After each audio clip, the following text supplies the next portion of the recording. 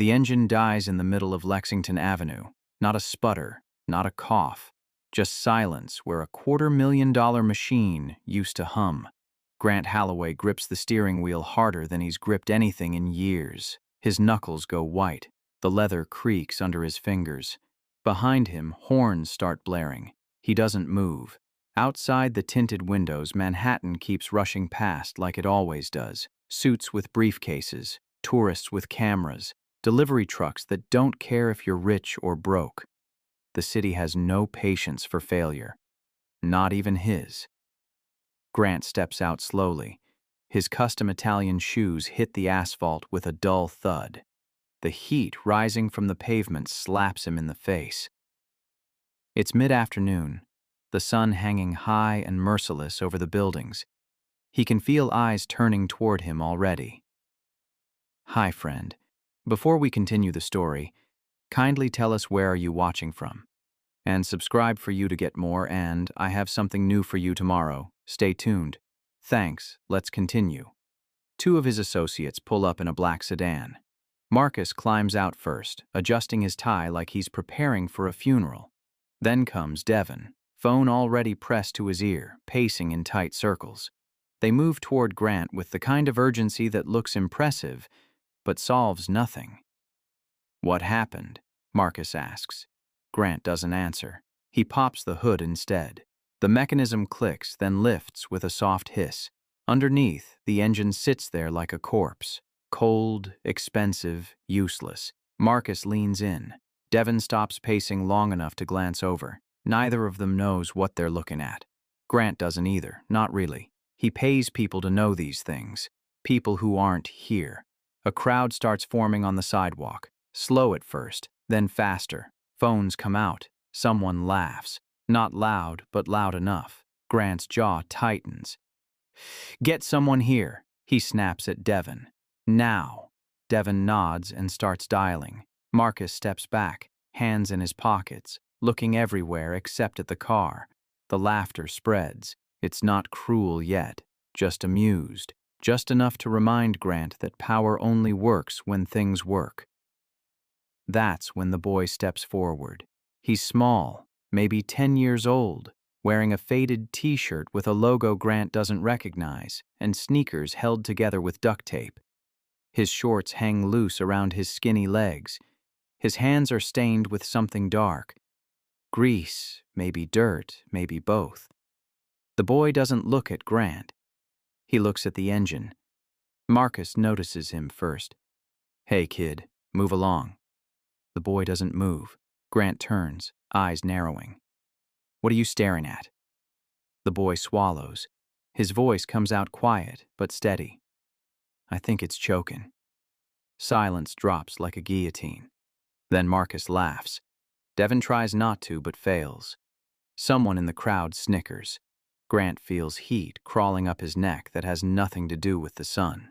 You, Grant says louder now, you think you can fix this? The boy nods once. The laughter gets louder. Devin shakes his head, muttering something under his breath. Marcus crosses his arms, grinning like he's watching a street performance. Grant steps closer.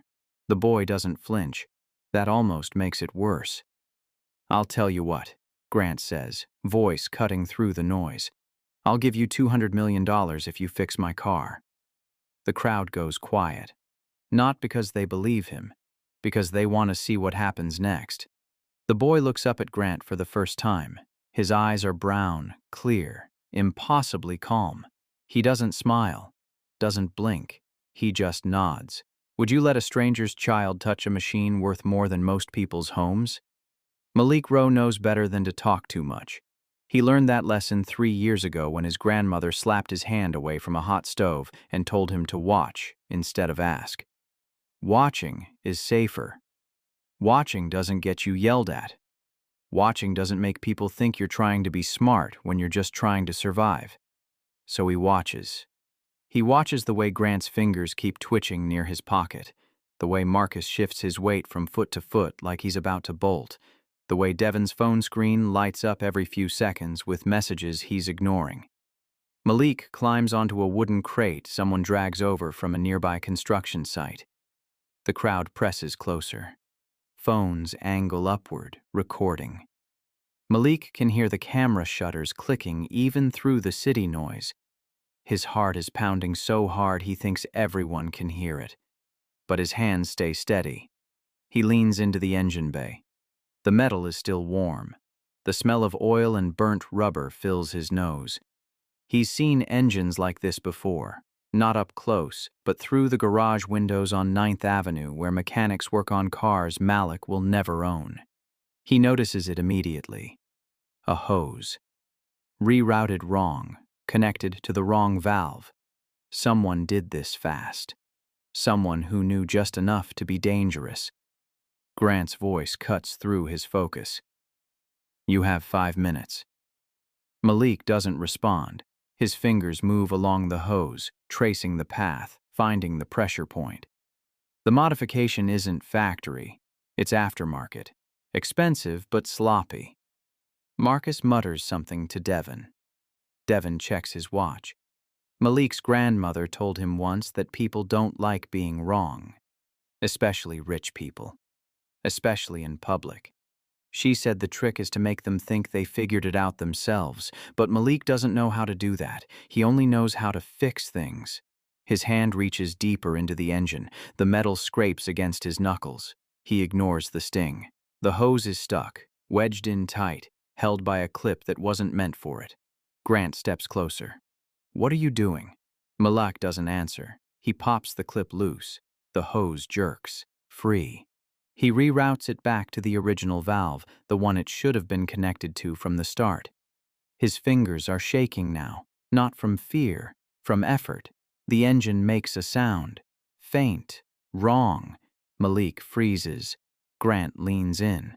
What was that? Malik's hand hovers over the valve. He can feel the pressure building underneath. Too much. Too fast. If he doesn't release it right now, the whole thing is going to blow. He presses down hard. The valve hisses, then clicks. Then the engine roars. What would you risk to prove you're right? The sound hits like a thunderclap. The crowd jerks back. Someone drops their phone. Marcus stumbles, nearly tripping over his own feet. Devin's mouth falls open, but no one cheers. They just stare. Grant stares too, not at the engine, at Malik.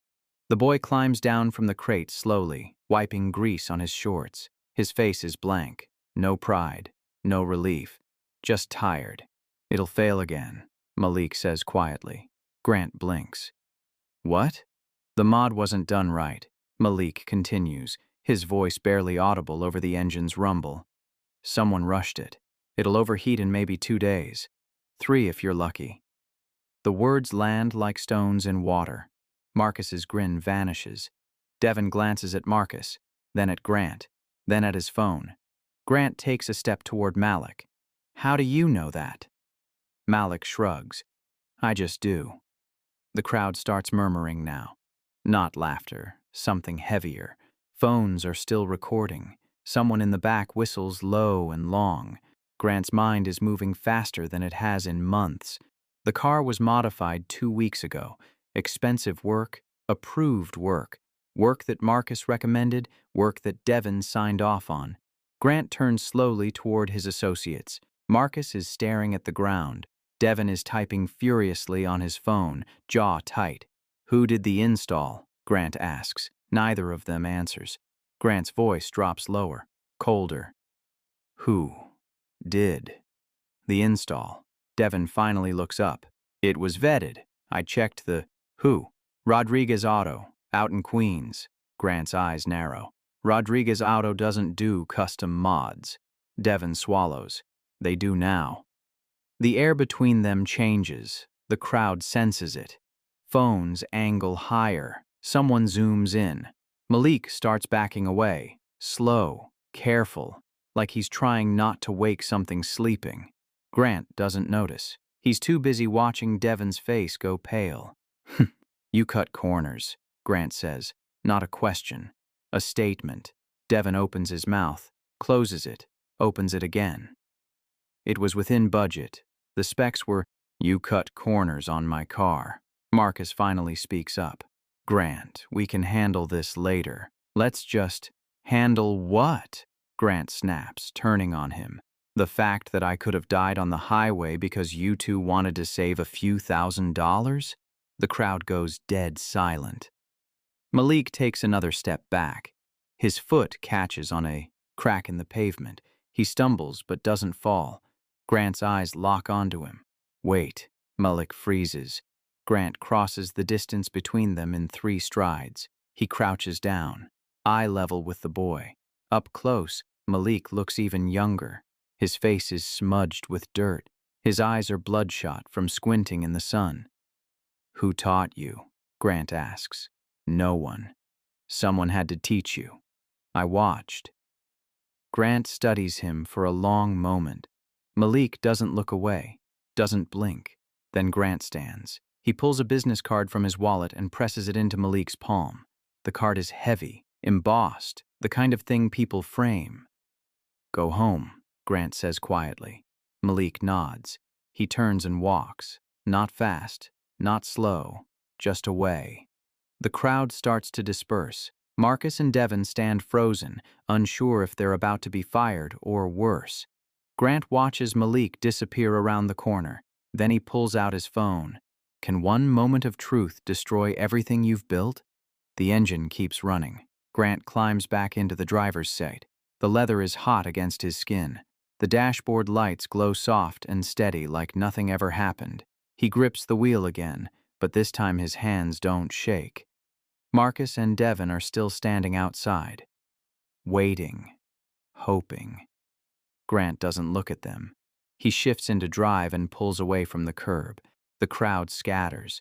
Phones lower. The city swallows the moment whole like it never mattered. But it did. Grant drives 3 blocks before pulling over again. He cuts the engine, sits in the silence. His chest feels tight. His thoughts are moving too fast to catch. A 10-year-old boy just exposed a conspiracy, not with words, with hands. Grant replays the moment in his mind, the way Malik's fingers moved, the way he didn't hesitate, the way he knew, not guessed knew, that something was wrong.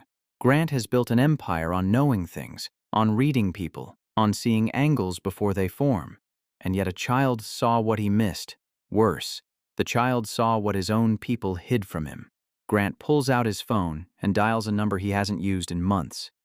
It rings twice before a voice answers. Yeah? I need you to run a background check, Grant says. Full workup. Personal history, family, everything. On who? A kid. Maybe 10. First name Malik, last name unknown. Lives somewhere near Midtown. Poor. Black. Probably on the grid, but barely. There's a pause on the other end. You serious? Dead serious. What did he do? Grant stares out the windshield at the traffic crawling past. He told me the truth. Another pause. Longer this time. I'll call you back in an hour. The line goes dead. Grant sits there for another minute. Then 2. Then he starts the engine again and drives toward his office in Tribeca. The building is glass and steel, 43 stories of cold precision.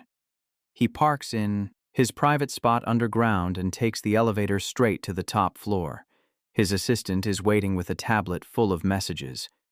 Grant waves her off without looking.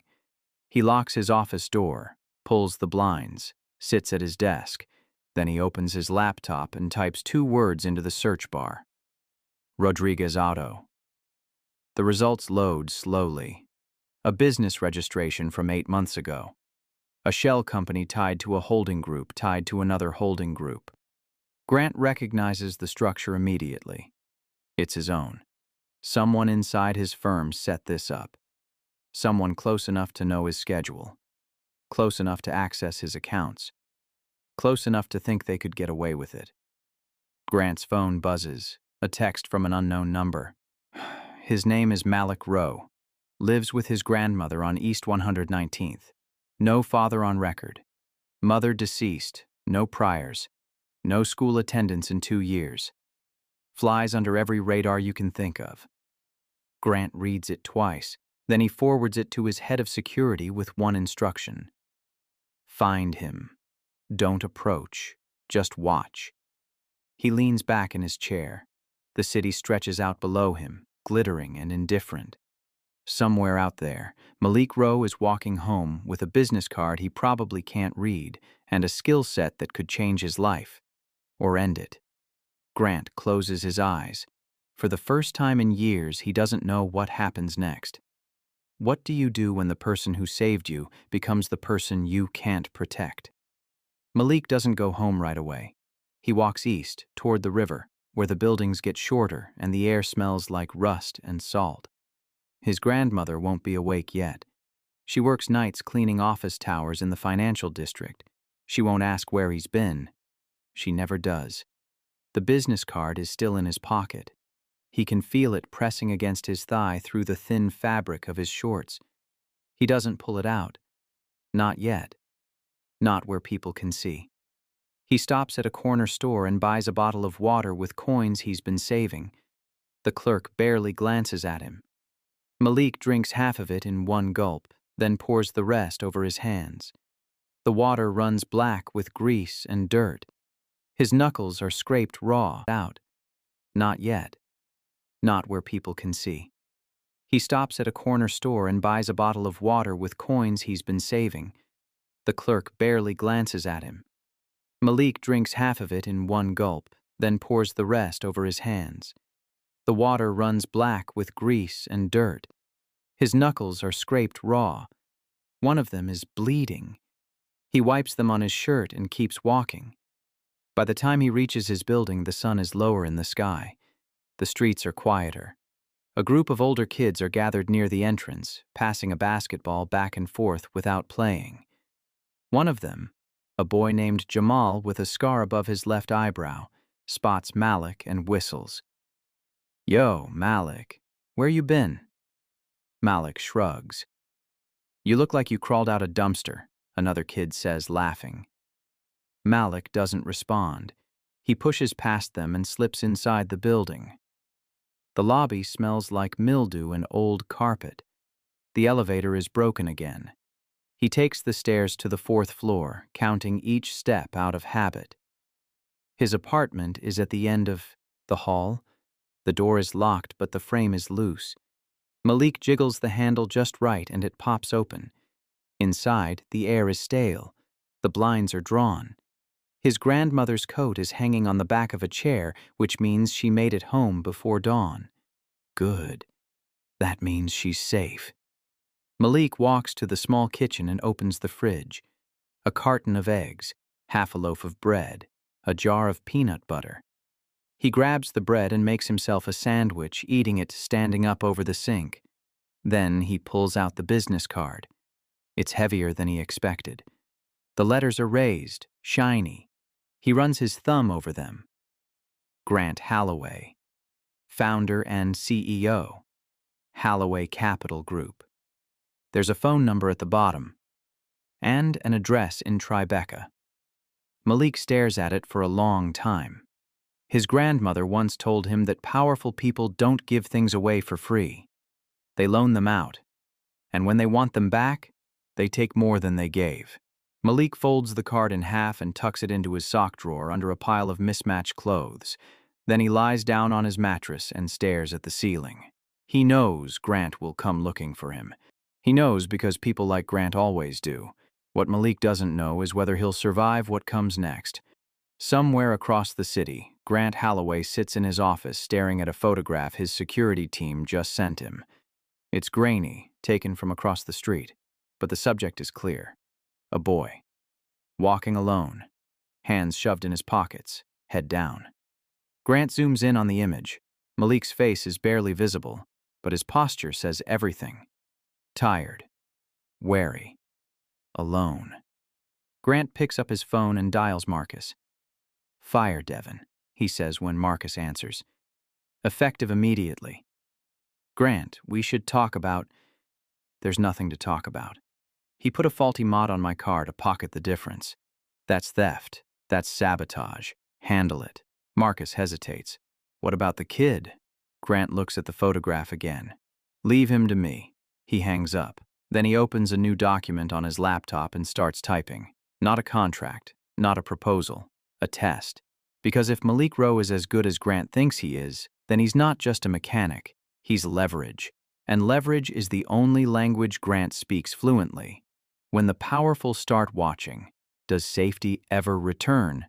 The video goes live at 11:47 p.m. Malik doesn't know this. He's asleep when the first share happens, then the second, then the 100th. By morning, the clip has 16,000 views. By noon, it's 500,000. The title reads, "Rich Man Humiliates Poor Kid, Then Gets Destroyed." Someone edited it tight, cut out the waiting, cut out the silence, just the money offer, the laughter, the engine roaring to life, and Grant's face frozen in shock. The comments flood in faster than the platform can load them. That kid is a legend. Grant Holloway got exposed by a child. This is staged, has to be. Find that boy. Make him famous. Malik wakes up to his grandmother shaking his shoulder. Her face is tight, worried. She's holding her phone like it might explode. "Someone's asking about you," she says. Malik sits up. His head feels heavy. "Who?" "A man. Knocked on 3 doors downstairs. Showed your picture. Said he's a reporter." Malik's stomach drops. "Did you talk to him?" "No, but Mrs. Chen did. Told him you live here." Malik swings his legs off the mattress. His hands are shaking. Not from fear, from something worse. The kind of attention that doesn't go away. His grandmother sits beside him. Her hands are rough, scarred from decades of scrubbing floors. She cups his face gently. "What did you do?" "I fixed a car." "Whose car?" Malik hesitates. "A rich man's." Her eyes harden. "You stay away from rich men." "I didn't have a choice." "You always have a choice." She stands, pulling her coat tighter. "Don't leave this apartment, not until I get back." "Where are you going?" "To tell Mrs. Chen to keep her mouth shut." She leaves before Malik can argue. He walks to the window and pulls the blinds back an inch. Down on the street, a man in a gray jacket is leaning against a lamppost, watching, waiting. Malik lets the blinds fall shut. His phone buzzes. A text from a number he doesn't recognize. "You need to disappear. Now." Malik stares at the screen, types back. "Who is this?" The response comes immediately. "Someone who knows what happens to people like you when the internet decides you're interesting." Malik deletes the messages. Then he pulls the SIM card from his phone and snaps it in half. He grabs his backpack, stuffs it with a change of clothes, the last of the bread, and the business card from his sock drawer. Then he climbs out the fire escape and drops into the alley behind the building. The man in the gray jacket doesn't see him leave. But someone else does. Does fame feel like freedom? Or a cage with no lock? Grant doesn't sleep. He sits in his office long after midnight, scrolling through the video for the 8th time. The comments, the shares, the think pieces already being written about wealth and humility and karma. His phone rings. It's Marcus. "Have you seen this?" Marcus asks. "I'm looking at it now." "We need to get ahead of it. Issue a statement. Clarify what happened." "Clarify what?" Grant says coldly. "That I publicly mocked a child and he made me look like a fool?" Marcus goes quiet. Grant hangs up.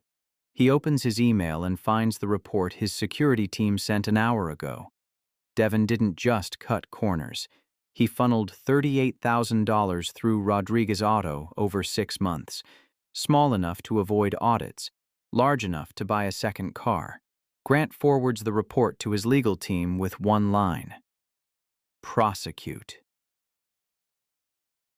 Then he opens the photograph of Malik again, zooms in, studies the boy's face, the exhaustion in his eyes, the tension in his shoulders. Grant knows that look.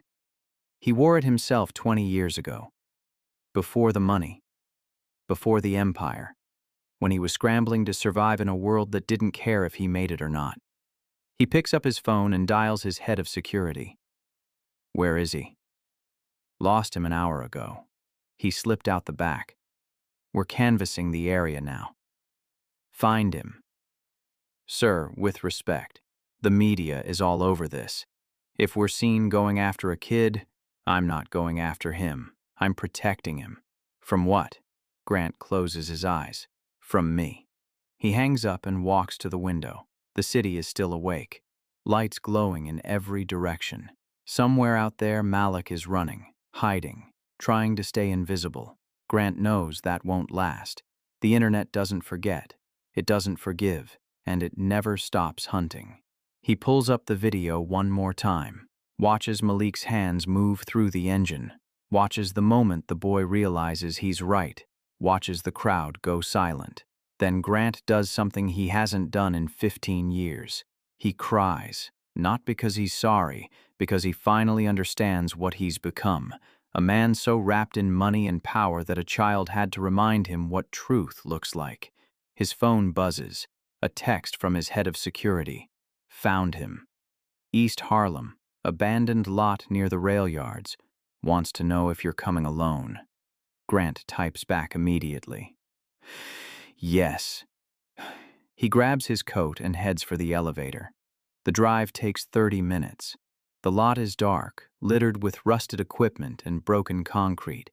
Grant parks at the edge and steps out. The air smells like diesel and rain. Malik is standing near a chain-link fence, backpack slung over one shoulder.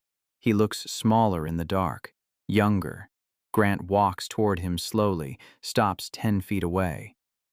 You ran, Grant says. You looked for me, Malik replies. I had to. Why? Grant hesitates. Then he pulls out his phone and shows Malik the video. Because of this. Malik watches it without expression. When it ends, he hands the phone back. I didn't ask for that. I know. Then why are you here? Grant looks at him for a long moment. Because I owe you an apology. Malik blinks. For what?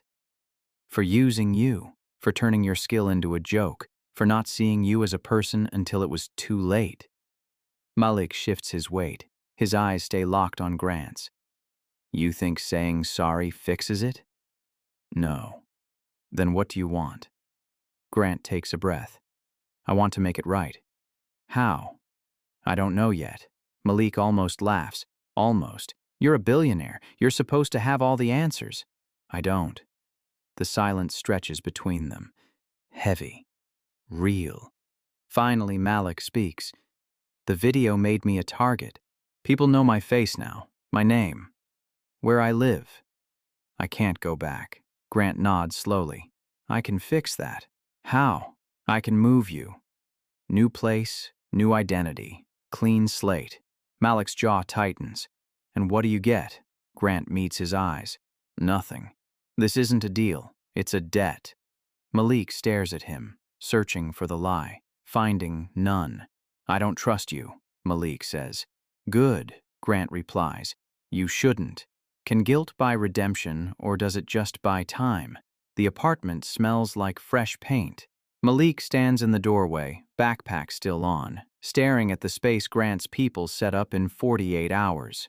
2 bedrooms, a kitchen with appliances that work, windows that close all the way. It's in Brooklyn, far enough from Harlem that no one will recognize him. His grandmother is already inside, running her hand along the countertop like she's checking for dust. She doesn't say anything, just nods once. Grant is waiting by the door. The lease is in a trust, anonymous, no paper trail. Your grandmother's name stays off everything. Malik doesn't move. What's the catch? There isn't one. There's always one. Grant steps closer, crouches down so they're eye level. You're right to be suspicious, but I'm not here to own you, Malik. I'm here to give you a choice. Stay invisible or let me help you build something. Build what? A future. Malik's grandmother walks over. She puts a hand on Malik's shoulder. What kind of future? Grant stands, looks at her directly. Education. Resources. A way out that doesn't depend on luck. She studies him for a long time. Then she looks at Malik. What do you want? Malik doesn't answer right away. He walks into the apartment, drops his backpack on the floor, and moves to the window. Outside, the street is busy but not loud. People walking dogs, kids riding bikes, normal life. He turns back to Grant. I want to learn, but not from you. Grant nods. Fair. I'll find someone who knows engines. Someone good. You choose if you want to meet them. And if I say no, then you stay here, safe, and I leave you alone. Malik looks at his grandmother. She's watching him with tired eyes, proud eyes. He turns back to Grant. One condition. Name it. No cameras, no press, no more videos. If I do this, I stay invisible. Grant extends his hand. Deal. Malik stares at the hand. Then he shakes it. Firm. Quick. Grant straightens. I'll check in once a month. If you need anything before then, there's a number on the fridge. It goes straight to someone who can help. He walks to the door, stops, looks back. I'm sorry, Malik, for all of it. Malik doesn't respond. Grant leaves. The door clicks shut. The apartment goes quiet. Malik's grandmother wraps her arms around him. He doesn't cry, doesn't speak. He just stands there, holding on. But outside, parked 3 blocks away, a black sedan idles at the curb. Inside, a man with a camera watches the building. He's been watching since they arrived. He lifts the camera, focuses, clicks. Then he sends the photo to a contact saved as anonymous buyer. The reply comes in seconds. Confirmed. We'll handle the rest. When safety is bought, who pays the real price? The call comes at 2 a.m. Grant is still awake when his phone rings. The caller ID shows his head of security. He answers on the first ring. We have a problem. Grant sits up. What kind? Someone's been asking about the boy, offering money for information. Address, school records, anything. Who? We don't know yet, but they're not press. This is something else. Grant's blood runs cold. Is Malik safe? For now. But if he's been watching since they arrived, he lifts the camera, focuses, clicks. Then he sends the photo to a contact saved as anonymous buyer. The reply comes in seconds. Confirmed. We'll handle the rest. When safety is bought, who pays the real price? The call comes at 2 a.m. Grant is still awake when his phone rings. The caller ID shows his head of security. He answers on the first ring. We have a problem. Grant sits up. What kind? Someone's been asking about the boy, offering money for information. Address, school records, anything. Who? We don't know yet, but they're not press. This is something else. Grant's blood runs cold. Is Malik safe? For now. But if someone's willing to pay, someone's going to talk. Grant is already pulling on his shoes. Send me the address. I'm going there now. Sir, that's not... Send it. The line goes dead. Grant drives fast. Too fast. The streets are empty at this hour, just street lights and shadows. He reaches the Brooklyn apartment in 20 minutes. The building is quiet. No cars outside, no movement in the windows. He takes the stairs 2 at a time, knocks on the door. Malik's grandmother answers. She's holding a kitchen knife. It's me, Grant says, hands up. She doesn't lower the knife. What are you doing here? Someone's looking for him. We need to move. Now. She steps aside. Malik is standing in the hallway, already dressed. He looks calm. Too calm. I heard, Malik says. How? Someone knocked earlier, said they were from the landlord, asked if a boy lived here. Grant's jaw tightens. What did you say? Nothing, but they'll come back. Grant pulls out his phone, texts his security team. Send a car. Now. Side entrance. He looks at Malik. Pack light. We're leaving in 5 minutes. Malik doesn't argue. He grabs his backpack. His grandmother moves quickly, gathering a few clothes, some photos, nothing heavy. Grant watches the street from the window. A car pulls up, not his team. A white sedan. 2 men inside. They don't get out, just sit there, watching. They're here, Grant says quietly. Malik's grandmother freezes. Grant turns to them. There's a fire escape in the back. Go, I'll buy you time. What are you going to do? Malik asks. Grant walks to the door. What I should have done from the start. Take responsibility. He steps into the hallway, closes the door behind him, walks down the stairs and out the front entrance. The men in the white sedan see him immediately. The driver's door opens. A man steps out. Tall, expensive suit. Wrong neighborhood for that kind of fabric. Mr. Holloway, the man says, didn't expect to see you here. Grant stops 5 feet away. Who sent you? The man smiles. Someone who thinks the boy is worth more than you're paying him. He's not for sale. Everything's for sale, Mr. Holloway. You know that better than anyone. Grant takes a step closer. If you go near him, I'll bury you so deep your own mother won't find you. The man's smile fades. That's a bold threat from someone with so much to lose. Try me. The man studies him. Then he gets back in the car. Rolls down the window. This isn't over. The sedan pulls away. Grant stands there, fists clenched, until his own car arrives. He climbs in and circles to the back alley. Malik and his grandmother are already there, waiting on the fire escape. They climb in without a word. Grant gives the driver an address across town. A hotel. Private. Off the books. As the car pulls away, Malik looks at Grant. Who were they? I don't know yet. But I'm going to find out. Malik leans back against the seat. His grandmother holds his hand. Grant pulls out his phone, calls Marcus. We have a leak, Grant says. Someone inside knows where Malik is. Find them. Fire them. And make sure they understand what happens if they talk again. Grant, this is getting out of hand. Then handle it. He hangs up. The city blurs past the window. Lights and noise, and people who don't know how close they came to watching something terrible unfold. Grant looks at Malik. The boy is staring straight ahead, jaw set, eyes hard. He's not scared. He's angry. And Grant realizes, for the first time, that anger might be the only thing that saves him. When the protector becomes the target, who's left to trust? The hotel room is clean, quiet, and temporary. Malik sits on the edge of the bed, backpack at his feet. His grandmother is in the next room, lying down, but not sleeping. Grant stands by the window, phone pressed to his ear, listening to his security team confirm what he already suspected. The leak came from inside his own firm, an assistant who sold Malik's location for $15,000. She's been fired. The buyer's identity is still unknown. Grant hangs up, turns to Malik. It's handled. Malik doesn't look convinced. For now. For good. You don't know that.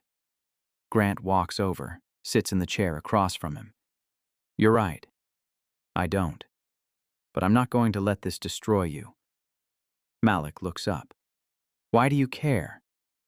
Grant doesn't answer right away. He looks at his hands. The same hands that signed contracts worth billions. The same hands that built an empire on other people's backs.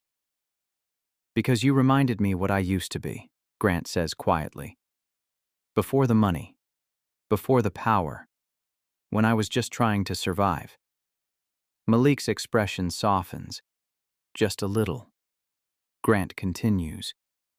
I can't undo what happened. I can't take back the video or the attention or the danger it put you in, but I can make sure you have a chance. A real one. No strings, no cameras, just a future. Malik is quiet for a long time. Then he speaks. I don't want to be famous. I know. I just want to fix things. Learn. Build something that lasts. Grant nods. Then that's what we'll do. He stands, walks to the door, stops. I'm going to set up a scholarship. Anonymous. Full ride to any technical school you want when you're ready. No press, no announcements, just an opportunity. Malik looks up. And what do you get? Grant smiles. Sad. Honest. Peace. Maybe. He leaves the room. Malik sits alone for a while. Then he pulls out the business card from his pocket. The one Grant gave him on the street. He stares at it.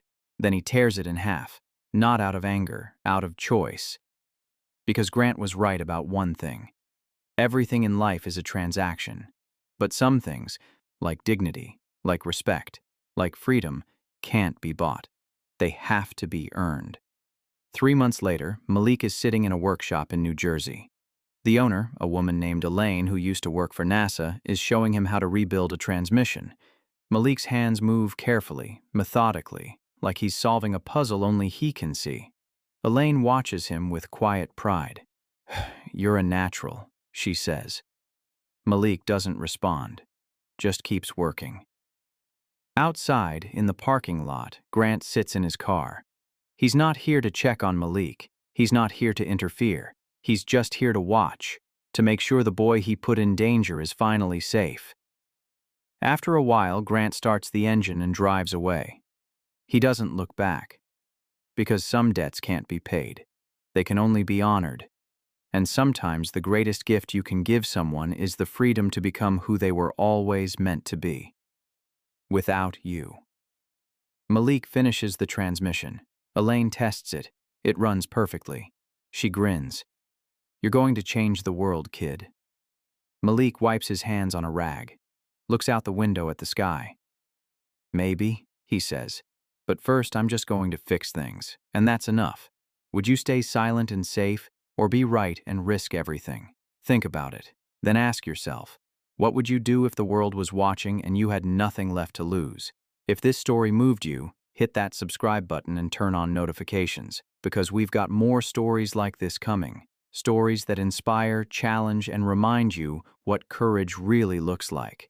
Don't miss the next one. See you soon.